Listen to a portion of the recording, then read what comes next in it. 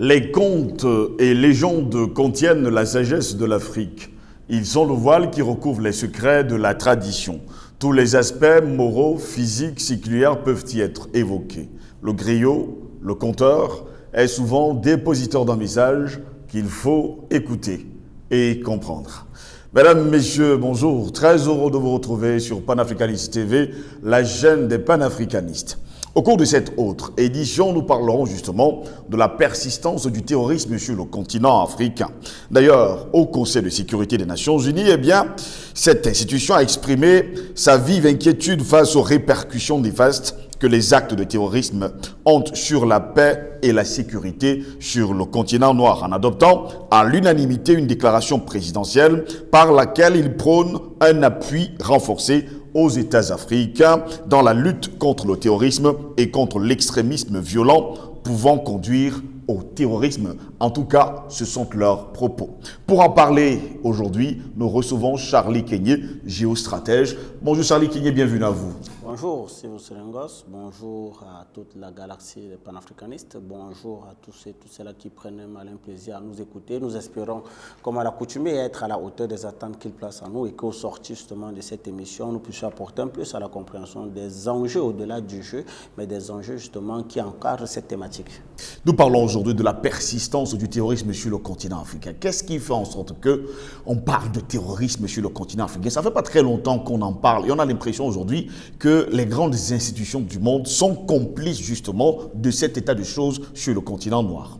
Bien sûr, écoutez, le terrorisme en réalité est dans sa définition propre, c'est-à-dire que cette facilité que peut avoir une organisation, un groupe d'individus ou un non-individu à poser des actes de terreur, ça peut être généralement des crimes de l'ordre à menacer la sûreté de l'État, de l'ordre à menacer la vie des citoyens dans une nation. Il faut comprendre que aujourd'hui, le terrorisme a été institutionnalisé comme une façon pour un certain État, pour un certain nombre d'États, de mettre la pression sur d'autres. Parce que dites-vous bien que à l'échelle internationale, on n'a réellement pas une définition consensuelle du mot terrorisme parce que c'est chaque État qui va selon la défense et la préservation de ses intérêts.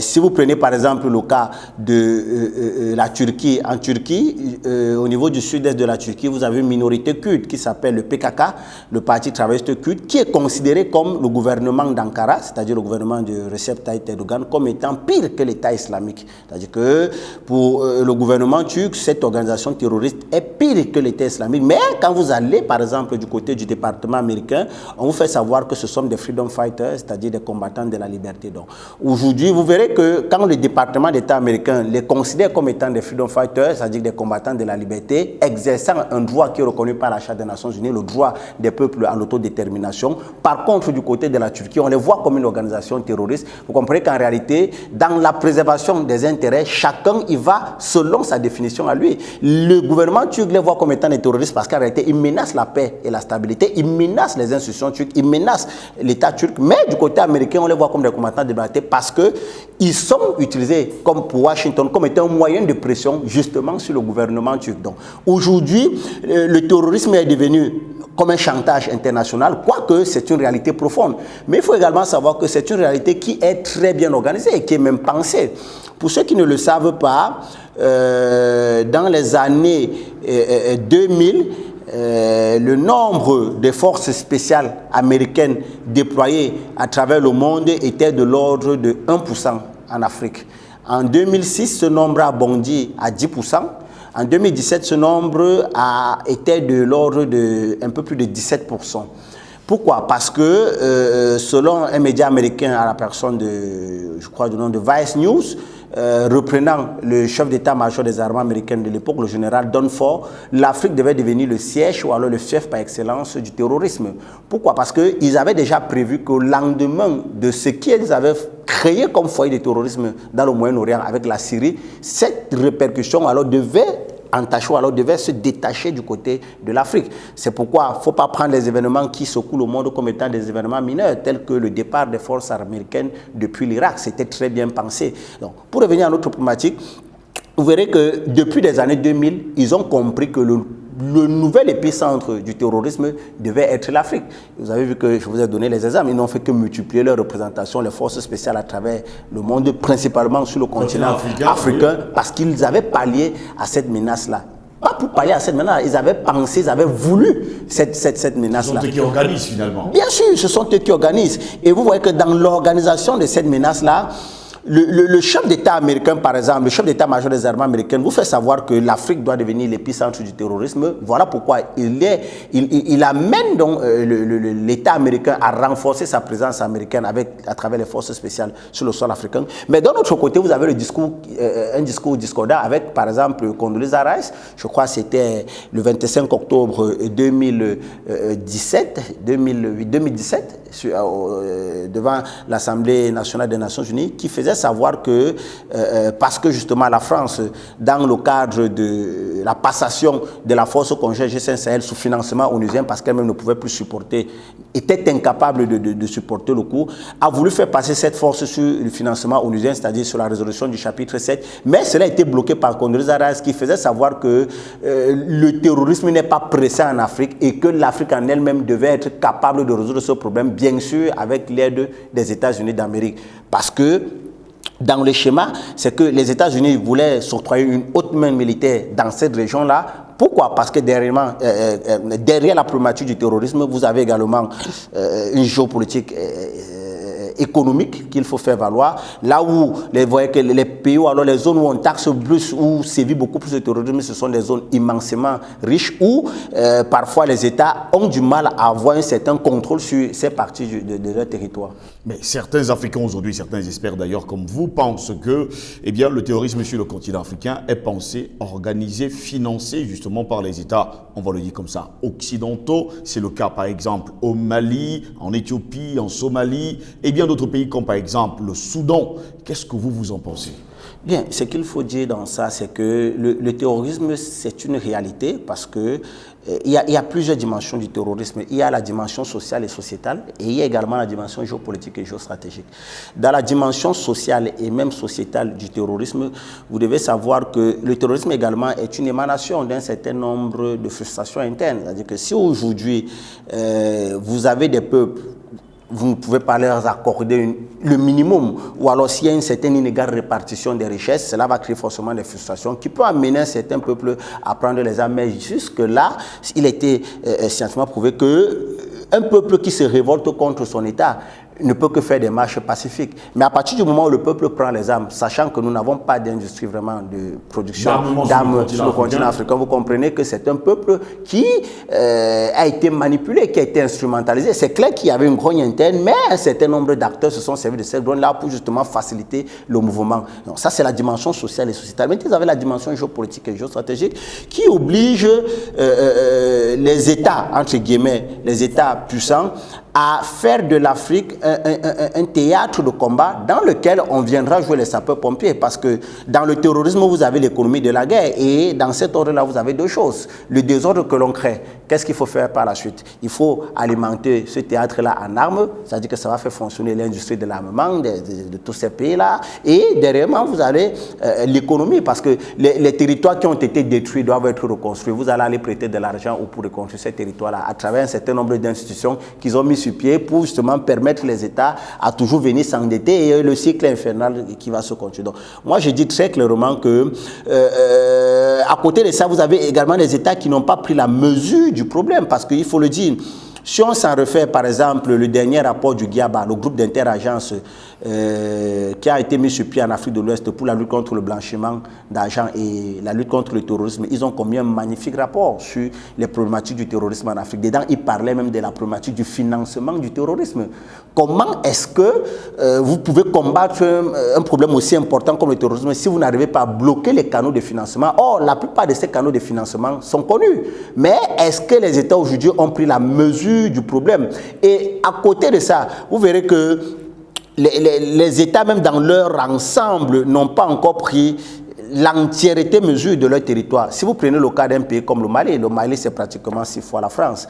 Mais est-ce que la représentativité de l'État se fait savoir sur tout le Mali? Prenez tous les pays qui sévissent, où le terrorisme sévit. Prenez le Mali, prenez le Nigeria. Vous verrez que les parties où le terrorisme prend de l'ampleur, ce sont des endroits où l'État est faiblement représenté. C'est également des endroits qui sont très riches, dont le sous-sol est immensément riche. Bien sûr, l'État est faiblement représenté. Parce que l'État est faiblement représenté, vous avez un certain nombre de communautés qui s'organisent, bien sûr, également avec l'aide de certains services de renseignement étrangers pour justement mettre en mal l'État. C'est le cas avec la région de Thessalite ou alors dans toute la région du Grand Nord où, selon un certain nombre selon le rapport justement de la Banque mondiale, après la cartographie, la carte à 1 milliard, comme on l'a si bien dit, nous faisait savoir que dans cette partie-là, il y avait d'immenses richesses. C'est également pour cette raison que la France ne peut que se permettre de continuer à instrumentaliser le terrorisme dans ces régions-là pour empêcher l'État d'avoir un droit de regard sur les activités qu'ils exercent là-bas. Donc c'est la France qui, à la limite, finance, organise le terrorisme dans le Sahel. C'est un fait. On va dire au cœur même du Mali. C'est un fait. C'est valable également pour cette partie-là, la région du Golfe de Guinée et même la Corne de l'Afrique. Pour ceux qui ne le savent pas, les pirates qui sévissent dans la région du Golfe de Guinée, également, et dans la région de la Corne de l'Afrique, ces pirates-là reçoivent une aide logistique et financière du gouvernement américain. Ça, il faut le savoir, c'est une réalité. Parce qu'il faut... Qu'est-ce qui justifie leur présence? C'est justement ce terrorisme-là. Sans ce terrorisme, ils n'ont pas raison d'être dans ces régions-là. C'est-à-dire que nous sommes dans la logique du sapeur-pompier. La France nous a fait savoir, parce que quand la France intervient en 2013 au Mali, elle fait savoir clairement que son intervention au Mali, à l'appel du peuple, du gouvernement malien, ce qui a été démonté par Amina Traoré, l'ancien ministre de la culture malienne, comme quoi le Mali n'avait jamais fait appel à la France. Donc, quand la France intervient en 2013, c'est voyant justement, je ne vais pas dire l'échec, mais l'épuisement des réserves pétrolières avec les réserves d'uranium avec le Niger, ils se sont rendus compte que le nord du Mali, principalement dans la ville de Thessalite, la ville de Thessalite est une zone immensément riche en uranium. Je ne parlerai pas du gaz, du pétrole et des autres richesses. Donc, ils ont donc compris avec l'intervention en 2013 où ils ont endossé ça sur l'État malien parce que quand la France intervient au Mali, tout ce qu'ils avaient comme dépenses devait être payé par l'État malien. Et la première année de leur intervention, ils ont fait savoir que le coût de cette opération pour la première année 2013 s'évalue à l'ordre de pratiquement 630 millions d'euros. Et avec les années qui s'en ont suivi, je crois que c'était le 25 octobre 2019, auditionné par la commission étrangère du Parlement français, le général Lecointre faisait savoir que l'intervention au Mali, l'intervention de la France et de ses alliés au Mali coûtait la bagatelle de 690 millions d'euros, a coûté la bagatelle de 690 millions d'euros, qui est une dette pour l'État malien. Donc, si vous évaluez cet engagement-là, aujourd'hui nous sommes à 8 ans. Le terrorisme n'a non seulement pas diminué au Mali, mais le Mali n'a fait que perdre des parties de son territoire. Aucun terroriste ne meurt. Nous sommes à une facture de pratiquement 4800 milliards de francs CFA que l'État malien devra payer à la France, à l'État français, sans un rendement ou alors avec pour résultat zéro. Mais le terrorisme est là, il ne fait que s'exercer. Et d'un autre côté, avec les nouvelles images satellitaires qui ont été mises en avant par le Premier ministre actuel, on se rend compte que la France, pendant toutes ces années, n'a fait qu'entraîner, financer, former les rebelles dans le nord du Mali. Les images satellitaires sont claires aujourd'hui. Donc aujourd'hui, le terrorisme est une entreprise qui permet aux États de dire, voilà le danger, vous n'avez pas la mesure de ce danger, nous on peut vous apporter l'expertise, mais derrière l'expertise, on entretient le danger pour permettre aux États de ne pas... Finalement, le terrorisme est un concept. Le terrorisme est plus qu'un concept, le terrorisme c'est une machination, c'est un business, s'il faut le dire ainsi, puisque c'est ça qui fait vivre ces États-là et leurs multinationales, s'il faut le rappeler. Sinon, comment comprendre que un pays, par exemple, comme la France, j'aime souvent le dire, qui n'a pratiquement pas de richesse sur son sol, la seule ressource naturelle présente sur le sol français, c'est l'eau, et même cette eau-là, elle est polluée du fait de la multiplicité des centrales nucléaires, parce que la France est le pays qui regorge le plus de centrales nucléaires sur son sol. Voilà pourquoi ils sont en train d'évoluer justement aujourd'hui vers l'énergie verte, ils obligent la quasi-totalité du monde et même l'Afrique à aller à l'écologie et pourtant ils comprennent les dangers de ce qu'ils sont dedans. Mais d'un autre côté, vous avez cette même France qui est la 4e réserve d'eau à l'échelle internationale avec 2346 tonnes derrière les pays comme les États-Unis, l'Allemagne et l'Italie. On est en train de se poser la question d'où sort les 2346 tonnes d'eau du Mali, justement, de la France. Ça sort justement du Mali, parce que le Mali n'est même pas classé parmi les pays ayant une réserve d'or. Et qui n'a pas de réserve d'or sur son sol, il faut également le préciser. Et pourtant, les multinationales françaises qui font la production et l'exploitation de l'or dans le nord du Mali sont protégées par l'armée française. D'ailleurs, l'armée française, ils travaillent comme des bénévoles là-bas, parce qu'ils sont bien payés outre-mer. Mais d'un autre côté, vous avez l'État central malien qui n'a pas le droit d'y accéder à ces régions-là, et on vous dit carrément que c'est une région nocive. Et il y a la complicité également des Nations Unies qui joue le rôle de tampon, c'est-à-dire qui empêche les forces gouvernementales d'aller rétablir l'ordre et la sécurité dans ces parties entre guillemets où sévit le terrorisme. Pendant ce temps, vous avez les forces étrangères qui exercent, qui pratiquent, qui pillent les pays de ce côté-là, et les Nations Unies observent en créant une zone tampon, parce que justement dans le partage du gâteau, il y a une certaine part qui leur revient de droit. Donc finalement, tous les soldats étrangers qui sont sur le continent africain ne sont pas là pour combattre le terrorisme, sont plutôt là pour encourager cet état de fait, cet état de choses pour le bien de leur pays. Tout à fait, mais c'est même beaucoup plus grave que ça, parce que les soldats étrangers qui sont sur le sol africain, en réalité, sont plus que des diplomates. Voilà où même le bas blesse. C'est-à-dire qu'aujourd'hui, si vous prenez le cas, par exemple, du Mali, que j'aime bien prendre en exemple, l'engagement des soldats maliens se fait sous 3 ordres. Dites-vous bien que dans l'accord militaire qui lie le Mali et la France, un soldat français qui tombe au Mali, le rapatriement du corps et toutes les charges afférentes seront supportées par l'État malien.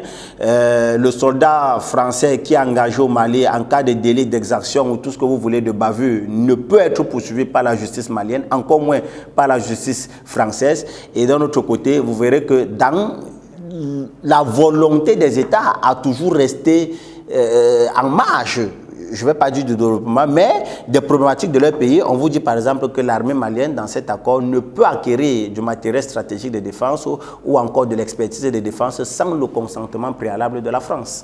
Merci beaucoup à vous, Saliki, d'avoir été avec nous. Mais on va également dire à nos téléspectateurs que depuis des mois déjà, eh bien, le Mali, avec le Conseil national de transition, a pris langue avec la Russie. Et d'ailleurs, les soldats russes sont sur le sol malien depuis des mois et des semaines. Et ils combattent justement, on va le dire, les terroristes soi-disant qui sont organisés, financés par la France. Mesdames, Messieurs, plaisir de vous retrouver très prochainement. Bonne journée à toutes et à tous.